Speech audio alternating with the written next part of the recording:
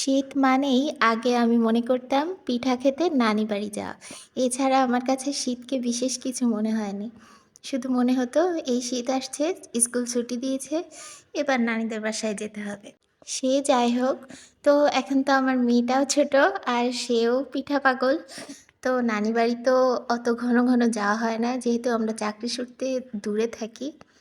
আর আমার নানি বাড়ি তো কাছেই ছিল, সেহেতু কি আর করা, আমি টুকটাক পিঠা শিখছি ইউটিউব দেখে, আম্মুর কাছে শুনে। সেটা দেখেই মেয়েকে বানিয়ে দেওয়ার চেষ্টা করি। আর ও এই আমার বানিয়ে দেওয়া খেয়েই ও বুঝতে পারে যে না, এটা পিঠা। আর ও খাওয়াও শিখেছে এখন একটু আধটু। তো সেটাই আর কি। তো আজকে তেলের পিঠা বানাবো, পাকান পিঠা, মালপোয়া যেটাই বলেন সেটা। আর আমি কিছু বানাবো আর আমার মেয়ের সাথে থাকবে না, এটা তো হতেই পারে না। তো সে শুরু থেকেই আছে, ও দেখবে। আর গুড় তো দেখলে ওর মাথা ঠিক থাকে না। এই যে মুখ খোলাই রেখেছে যে দাও আমাকে, আমি গুড় খাবো। চিনি দেখলেও ওর মাথা ঠিক থাকে না, গুড় দেখলেও না। চিনির বয়াম গুড়ের বয়াম দুইটাই লুকিয়ে রাখা লাগে, নাইলে আর কান্নাকাটি, হুলস্থুল অবস্থা। তো তার জন্যেই আর কি পিঠা বানানো। আমিও যে পিঠা বানাতে খুবই পটু সেরকমও না। আমি যেই পাকান পিঠাটা, তেলের পিঠা যেটা বলি, সেটা হচ্ছে প্রথম 3বার চেষ্টা করছিলাম, সেটা ঝাঁঝরি পিঠা হয়ে গেছিল।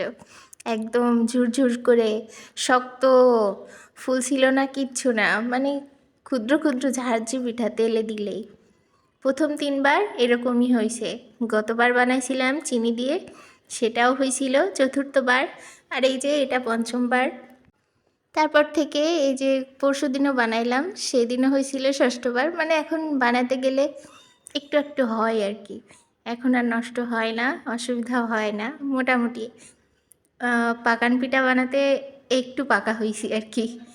তো যাই হোক, আমি যে গুড়ের সাথে আটা, চালের গুঁড়া, লবণ সব একসাথে মিশিয়ে একদম এই যে মিহি করে মিশিলাম। তারপরে উষ্ণ গরম পানি, কুসুম গরম পানি দিয়ে এই যে ভালো করে গোলাটা করে নেব, যেন ওই যে যে ফ্লাফি ফ্লাফি ভাবটা সেটা না থাকে, ওর ভিতরে আটাটা যেন না থাকে সেই জন্য। তো বেশ এই যে বানানো হয়ে গেছিলো, একটু রেস্টে রাখছিলাম, তারপরে ঘন হয়ে গেছিলো একটু, তারপরে একটু পানি দিয়েছিলাম আবারও, দিয়ে শেষ পর্যন্ত হয়েছিল আর কি। আর এই যে প্রথমে চামচ দিয়ে দিছি, আর ওপর থেকে অনেকগুলো পড়ে গেছিলো, সেজন্য প্রথম পিঠাটা ভালো হয়নি। তারপরেরগুলো বেশ ভালো হয়েছিল। প্রথমে বাটিতে করে নিয়েছি, এবার বাটিতে করেই ঢালছিলাম অনেকগুলো করে। এবার পারফেক্ট হওয়া শুরু হয়েছিল। আর পিঠা বানাচ্ছিলাম, পিঠা বানাতে বানাতে তার তো আর তর্স হচ্ছে না। বলছে আম্মু দাও দাও, মাম্মি দাও দাও দাও। তো পিঠা ঠান্ডা না হইলে তো তাকে দিতে পারছিলাম না। তো বেশ কয়েকটা ভাজা হয়েছিল, তারে খুব কষ্টে সামলে রাখছিলাম। যেহেতু সে ওই যে সানসাইডের উপরে বসে আছে, সেজন্য একটু চুপ ছিল, নাহলে নিচে থাকলে তো জামা ধরে টেনে টেনে অবস্থা খারাপ। তারপরে এই যে দিছিলাম ছোট্ট ছোট্ট 3টা করে, তো 2টা খাইছিল, খেয়ে বসে আবার আবার আবার দাও। কিন্তু আবার দিছিলাম যখন, সেটা আর খায়নি। আমার মনে হয় ওর সব আনন্দ খাওয়াতে না, ওর সব আনন্দ এই যে আমি বানাচ্ছি, আমার সাথে বসে একটু দুষ্টুমি করে দেখে, এটাই। তো ওই যে একটা ছোট্ট হাঁড়ির 1 হাঁড়ি পিঠা হয়েছিল, আর এই পিঠাটা ওই খাইছে, এই যে বিকাল থেকে শুরু করছে, আমিও খাইছি।